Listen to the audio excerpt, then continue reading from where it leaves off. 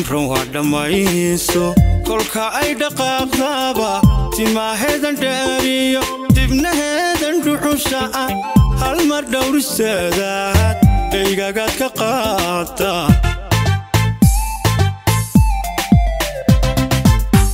amran waa dhamayso kolka ay dhaqaaqdaba timaaheedan dheeriyo dibnaheedan dhuxusha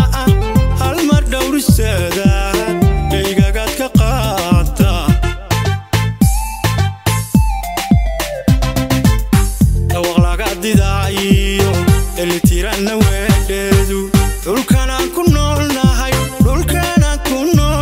dhif iyo naadir weeya dhawaq laga didaayo elitiranna weedheedu dhulkanaan ku noolnahay dhif iyo naadir weeya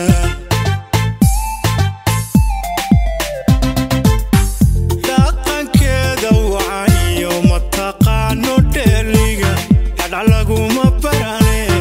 wax tahay ma dhaafaan dhanna laga saluugay wax tahay ma dhaafaan dhanna laga saluugay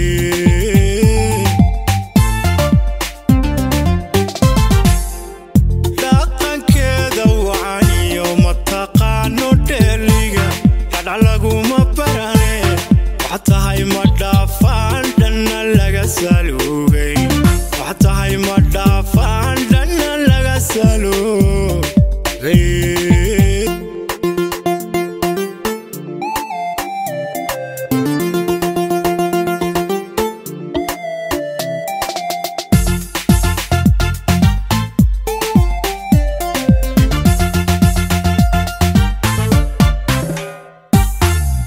amran waa dhamayso hargeysay ku dhalato dhinaca akhlaaqdana dhabti waad ka dhisanto gabadh kula dhigayaana wali hooyo may dhalin amran waa dhamayso hargeysay ku dhalato dhinaca akhlaaqdana dhabti waad ka dhisanto gabadh kula dhigayaana wali hooyo may dhalin runti dhugashadeeda dheemaniya loolbay dhabtii iga dhiganto quruxdoo dhan way u dhalaate runtii dhugashadeeda dheemaniya loolbay dhabtii iga dhiganto quruxdoo dhan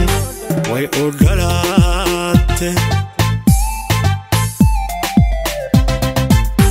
dhaqankeeda wacan iyo mataqaano dheeliga hadhac laguma barane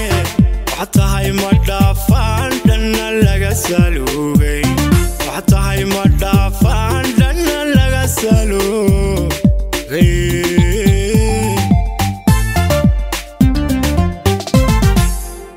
dhaqankeeda wacan iyo mataqaano dheeliga hadhac lagu